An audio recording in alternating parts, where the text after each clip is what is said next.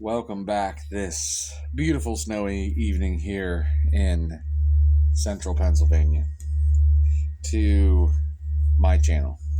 This, of course, is Benjamin's Prime coming at you with Studio Series Transformers the Movie Will Always Be 86 Thundercracker. And this toy has wowed me. Hasbro, I wish that they would do what they're doing with Transformers, with what they're doing with Marvel Legends. I get they're all different teams, but I'm telling you, this Transformers team is absolutely spectacular, because this figure is a whole nother level. Now, I know I sat here, what was it, last weekend, and I told you that this guy right here was going to be hard to beat. Well, Hasbro went and did it. As much as I love that sound wave, this Thundercracker is just absolutely spectacular, guys. From his paint to his accessories, and I know he's got some parts forming here. I don't care. Makes the figure look spectacularly clean. To his opening cockpit. Yeah, he has an opening cockpit, guys. When's the last time we've seen that in a Transformers figure? And he actually has landing gear. Let's take him off here. Okay. He has landing gear under here. Ta-da! He's just a gorgeous figure inside and out. Now, right out the bat, he has a gap here. I don't care. This is his. I would rather have this than that bulky kind of mess that they had before. This is the sleekest looking Seeker we have ever gotten, and I am so excited to get the rest of them. It's gonna be Skywarp, Soundwave, Starscream. I can't wait. I can't wait. They could redo every one of the Seekers, Nacelle, all of them. Just do them all in this mold, and I'll be happy. I'm going to get him into robot mode. Again, something I don't do on screen, and we'll be right back with you. Here he is in robot mode. What a spectacular figure, and right off the bat, look at this. You get the side-to-side waist swivel, guys. When did you ever think you'd see that on a Seeker, eh? Because let me tell you, the Masterpiece doesn't even do that. I don't have any of the other Seekers to compare him to, because I sold a lot of my Siege stuff because I wanted to just prepare fully in the 86 line. And man, I couldn't be happier. Now, for some reason, I don't have him standing level, and it's driving me nuts. But he does have the ankle tilt and stuff like that. He looks real good. The only problem I have is if you press too hard, his feet pop up there.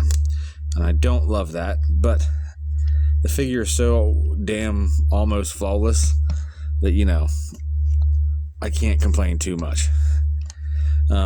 So yeah. He looks real good. He looks clean. He looks, some people are like, oh, his paint's basic. I think he looks like he just stepped off the cartoon, guys. I do. And then, as you see, there's nothing here on his legs. Here's the parts forming his wings. You can keep them down here on his legs, and they can fold up there and look like the other ones did, but I don't want to do that. I want them back here on his wings and have him looking as clean as possible. He's just a beautiful figure. His null rays are clear, painted in the matching blue plastic. And I know people are like, oh no, clear parts, and I get it.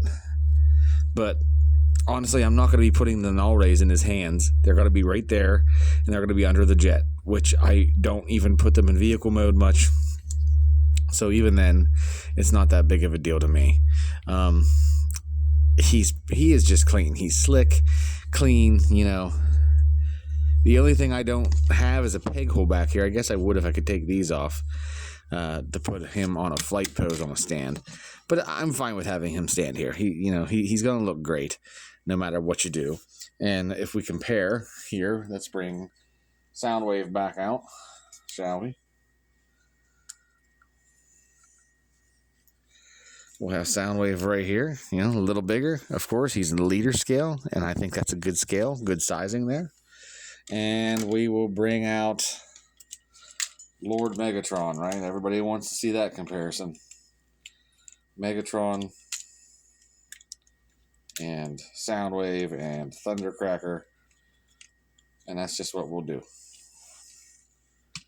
Right, here we go. Leader, yeah. The leader of the Decepticons. His borderline right-hand guy. I know when people want to say Starscream, but Starscream's always plotting against Megatron, and I think they look great. And I can't wait to have the rest of the Seekers, you know, right here alongside Mighty Megatron, you know. Unless we do the Skybound, and he goes to the Autobots. But yeah, this is a great figure, and I continuously say I don't know how Hasbro's going to one-up this. Their Transformers team is fabulous, so I'm sure they will. I'm sure we'll see something. I want to see, you know, an RC. What are they going to do with like 14th Prime? If you don't follow him on YouTube, you should check him out. He's a great guy, huge Transformers fan. How are they going to do RC? Because I would love to see an RC remold. I'll bring my light back around here. Try to get it out of frame some, because there is light piping. Don't know if you can see that. Yeah, he's got the light piping back there.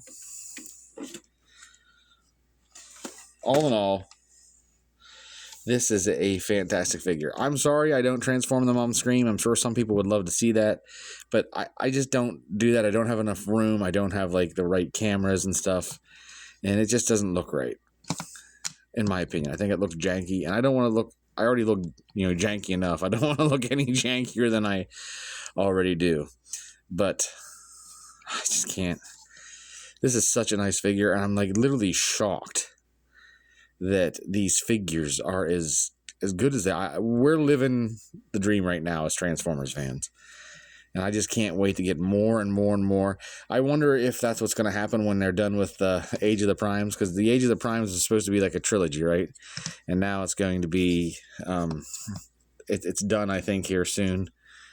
And I wonder if we're just going to get full all-in to the Studio Series 86, or if 86 is just going to be a line, flat out, right?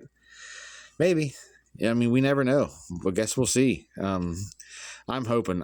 Give us 86, you know, 80. Give us all the 80s, you know. Give us every Transformer. And I know people are like, oh, G1 and whatever, G1ers. And listen, I grew up with these guys in syndication. I was born in '83. I didn't get to watch the Transformers live. I watched syndication Transformers. And even I can say that, in my opinion, G1 had the best designs, the best characters. You know, it's just true. Beast Wars was great. I'd love them to see. Maybe they could do that, you know, like an entire line of revitalized classics. You know, do G1, do Beast Wars, do some Armada here and there. Yeah, I don't know. I guess that was kind of legacy. Here's the thing. I would take every Transformer I once bought, and I would buy them again if they all looked as good as this guy does. Period. Re-engineer it. It's entirely possible. But yeah, guys, that's all I have for you now. It's 11:30 almost. I worked a 10-hour day, and I am tired. I just wanted to get this out to you guys as quick as possible, because this is peak Transformers. And as Transformers fans, we are absolutely eating good. Thanks for watching, guys. I don't have a catchphrase.